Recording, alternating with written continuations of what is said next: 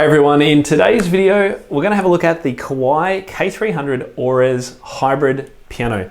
I have had the pleasure of playing this instrument for the last 10 months or so. So this is courtesy of Kawai Australia. Thank you very much for providing this instrument for me. I've been using it for all my practice and all my demonstrations and videos, and I totally love it. And so in today's video, I wanted to tell you why I actually love it and give you a look inside, tell you a little bit about what makes it so unique, and give you an idea of the sounds and the action and all those kinds of things in relation to this instrument. So if you're not already a subscriber, then please make sure you subscribe to the channel, hit that bell icon, and we'll make sure we send you all the details when we get new videos uploaded for you. All right, so let's talk about this instrument first off.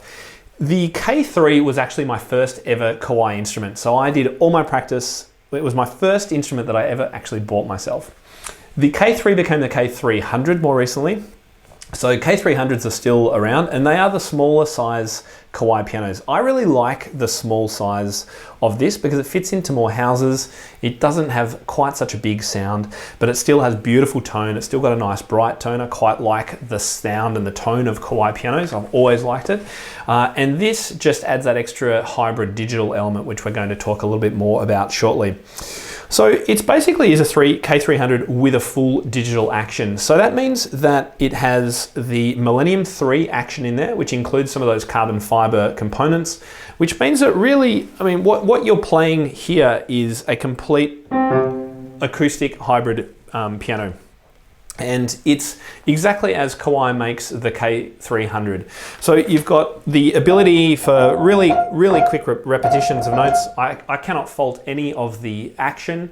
It plays beautifully, and it's quite interesting because I never thought when hybrids came out that I would actually like an upright hybrid. I always thought, well, if you're going to make a hybrid piano, then we should go for a grand piano action, right? This has completely won me over when it comes to upright actions being amazing in both digital and hybrid instruments. It really is fantastic. You've got satin finish on the black notes. You've got the polished on the white notes. And let me tell you about the main kind of three modes of playing this instrument. So at the moment we're in full acoustic mode. So it's just working as a normal K300 instrument.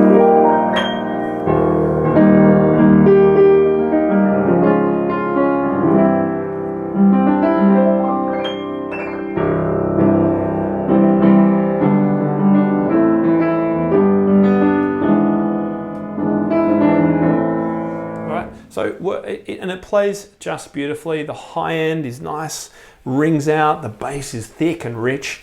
It is a beautiful instrument. So that's in acoustic mode. Now, if I press down the middle pedal and push it to the left, we're now in a full digital mode. So what's actually happened, we'll show you inside shortly, is the hammers are prevented from hitting the strings, and they now hit sensor pads which allow you to actually make sound. We need to turn up the volume. So I'm on a string sound.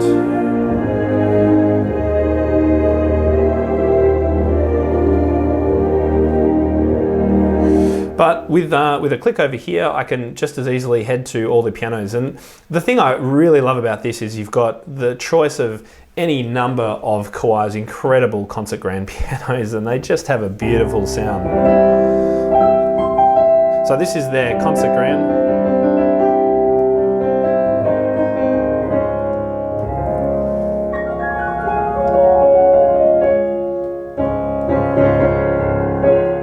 So that is in full digital mode. Now, the great thing is that as you're playing and you move from digital to acoustic to digital mode, honestly, you can barely tell the difference as you're playing. So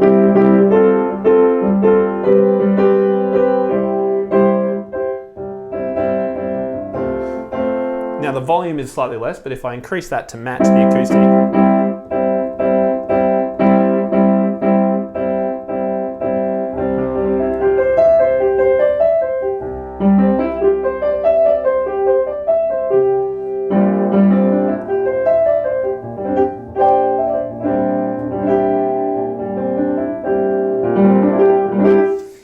you can hear the slight change in sound, but I could even match that with a little bit more increase in volume. But the thing I want to tell you is that as you move into hybrid or the digital action and the hammers are prevented from hitting the strings, the great thing is that the full responsiveness of the actual instrument is still there. You don't lose anything, which I think is incredible. So I actually tend to do most of my practice in digital mode because we've got a small house. I don't have a massive studio and I wear headphones a lot of the time. And it is just as responsive as any piano that I've played when it's in digital mode. Now, it does have a third mode, and this is one of the coolest things about it. If I turn off the full digital, but leave the volume up, and let's say, I'll go over here, let's choose perhaps a string sound. So you can see here, we've got lots of organs and things like that. Let's choose warm strings. Now, what I'm hearing is the acoustic piano with the digital strings behind it.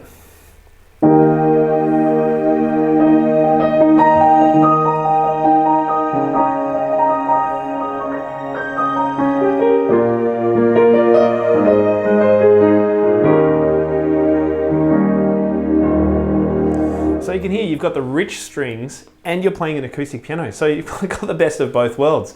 So that is one of the reasons I truly love this instrument, is you get that complete mix of the acoustic instrument and the hybrid piano all in one. And let me tell you that one of the coolest features as well is the fact that if your piano, we all know that pianos do go out of tune eventually, depends on the environment and all sorts of factors, but every piano needs tuning eventually, right?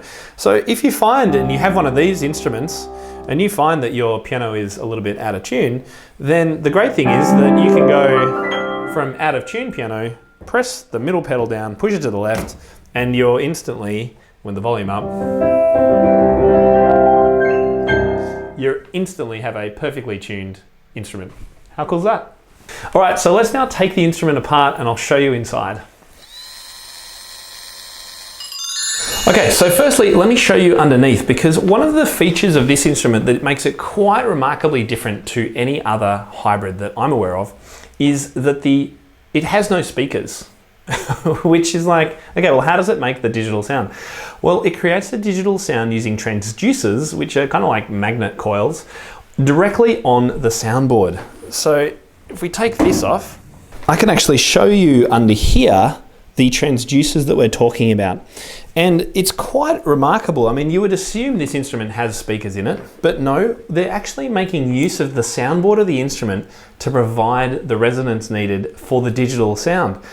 And my first assumption, of course, with that would be that if you're in that crossover mode where you're playing the acoustic piano and you've got a string sound on, surely there would be some interference or crossover. But as you just heard, there doesn't seem to be any. It works brilliantly. The other feature that you've got as well, given that the instrument has those transducers on the soundboard, is that you can remotely connect by Bluetooth your phone and play any sort of backing tracks through the instrument. And the instrument, those sounds will come through the actual soundboard of the instrument, and your student or you will be able to play along with it. You could even put on music in the background and just have it come through the instrument. You could use it like a speaker. So that's an incredible feature. Looking down the bottom as well, we've got obviously the 3 pedals. Now you may be wondering, okay, well, if this pedal's used for the digital mode changeover, then how do we actually use the regular middle pedal as a practice pedal on an upright? Well, there's actually a lever underneath here, which you can flip across, and if you have a look, you'll be able to see the practice felts coming down. So that is still part of the action that you can use.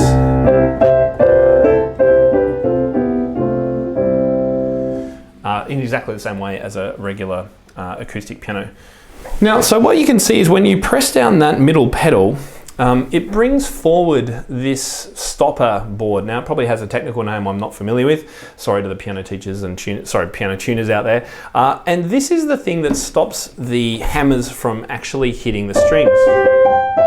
So right now I'm in digital mode. So you can see all the hammers are still moving.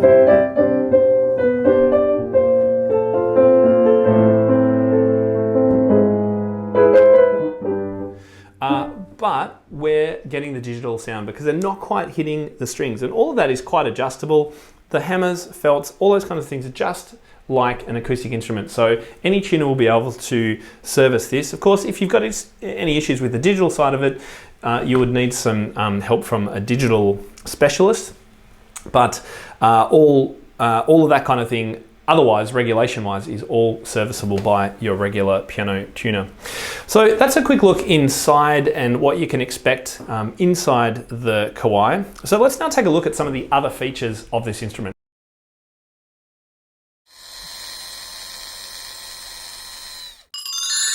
Okay, now that the piano's back together, I want to show you the connections panel, because one of the great decisions Kawai made was to put the connections under here where you can actually access them all. So let's have a quick look at those now. So on the connections panel, we've got USB for input. We've got a USB to host, so that's a external out, which would replace the MIDI outs really, because most digital pianos these days have a USB out that you can use as a MIDI connection to a keyboard. So that's what that one is there for. Then we've got a line in and a line out. We've also got two different size headphones plugs. Thank you, Kawai, for adding small and big headphone plugs, because a lot of kids don't have big size headphone jacks. We've got our power and then our volume, which is just super to have here, because you can just so easily access not only the controls, but the volume as well. And then there's a spot to hang your headphones on at the end here. And finally, let's look at some of the features in the onboard computer. So one of the things that Kawai has chosen to do with this instrument is include a full touchscreen, and a color touchscreen at that. I think it's an embedded Android phone of some sort actually. But what that means is that instead of going through, I mean, some instruments have the most complex array of key combinations to get anywhere. You know, you've got to hold down the right pedal and, you know, click with your elbow with this finger and touch this with your nose and, you know, tap your head to get a change. This one, at least, thank you for Kawai, has put in a color touchscreen that's super easy to access everything. So along the bottom, you've got your main kind of areas. So pianist, this is kind of our main mode. We can record, we can turn on metronomes and things like that. Sound is where I was showing you before the different sounds that are available. So let's put it into digital mode, make sure our volume up.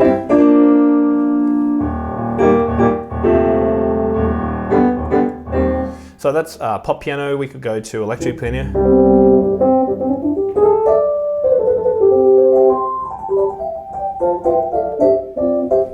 Very cool sound. So there's a whole lot of different classic. We've got jazz organs as well.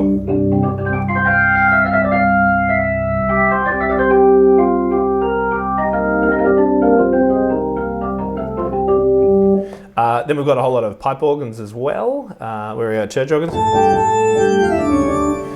As you would expect from this kind of thing, and then strings and, I mean, you name it. The list, I could go on for a little while with the list of different sounds. There's actually, how many sounds? We've got 88 sounds, kind of matches the number of keys on the keyboard. And we've also got a number of music features. So if I click on the music, you'll see it takes us through to this other section. So demo songs, as you would imagine, are songs that the instrument can just play, and you can choose, you know, which instrument would you like to hear demonstrated. So we could choose maybe the jazz clean, etc. So you know, heaps of demo songs, which is, I don't know, I don't often use the demo songs, I must say. You've then got piano music. So these are just music that is famous on piano, some of the classical repertoire that you can listen to. So this could be useful if you've got more advanced students, or you're an advanced student yourself and you'd like to hear some of these classic pieces played. You can have a look at that. There's also lesson songs, and lesson songs, you can see here Alfred's piano library's in there. We've also got the classic Bergmuller series, a lot of Czerny exercises. We've got some Chopin waltzes, even the Chopin etudes, if you'd like. So if we click on Opus 10 number 1.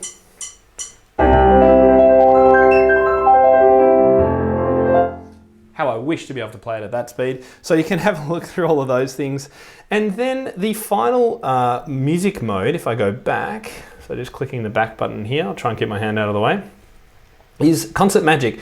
Now, for most teachers and students, I'm not sure how relevant Concert Magic will be. Basically, it kind of allows you to play, let's go to classical selections. Let's just do for release. It kind of allows you to fake that you're playing the song.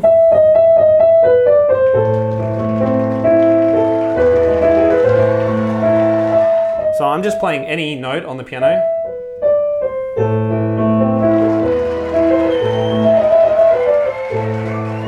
And it's just following my speed and playing one note at a time as I go. So that's known as the concert magic. I'm sure there may be useful reasons that teachers and students might like to use that. It's not something that I particularly use, but there's a full library of music that come, a song list, and also a full library of scores that come with the instrument, so you can explore those. And then you've got a way to favorite your settings if you'd like, and store sounds and things like that. And look, without going into a huge amount of detail, you also have an incredible amount of what we call virtual technician settings, so you can set the damper noise and fallback release and hammer delays, and I mean, you name it. Change the tuning if you want to experiment with a student on mean or equal tempered tuning and things like that. You can do all of that stuff. Transpose. I'm not going to go into it because these kinds of things come pretty standard with these instruments these days. All right, so let's wrap things up. I'm going to choose the instrument that I tend to do most of my practice on. So it's the Concert Grand, and I actually quite like the full Concert Grand. I mean, really, it's as if the instrument has, you're playing a big Concert Grand and the instruments open and all that kind of stuff. It's just such a...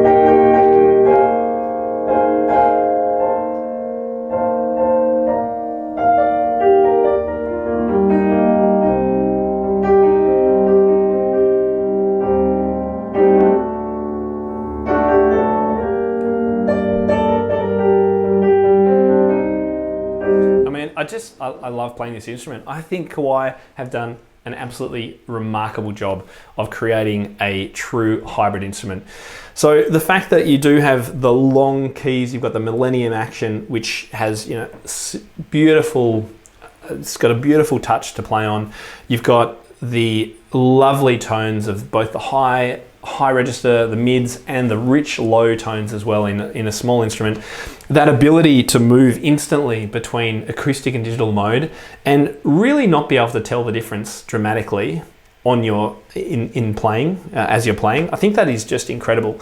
So for those of you, if you're a student or you're a teacher, you have a small studio or a small house and you need to regularly work on important music and making sure your technique is right and all those kinds of things while you've got headphones on, I cannot recommend this Kawai Ores K-300 enough. It is just a superb sound, and the digital functionality, and which I haven't even really touched the surface of. You know, you can record, of course, you can export to USB, you can Bluetooth, as I said, from your phone music into it so you can play along. I mean, the possibilities are quite limitless, particularly when you connect something to the USB out and start playing along with a computer and being able to record externally really, really easily. So there you go. I hope that's been useful. If you would like to find out more about it, or if you've got any questions, please leave a comment below. I really love to see comments. Give us a thumbs up, and do make sure you hit that subscribe button and the bell so that you get notified next time we go live. Thanks very much, everyone.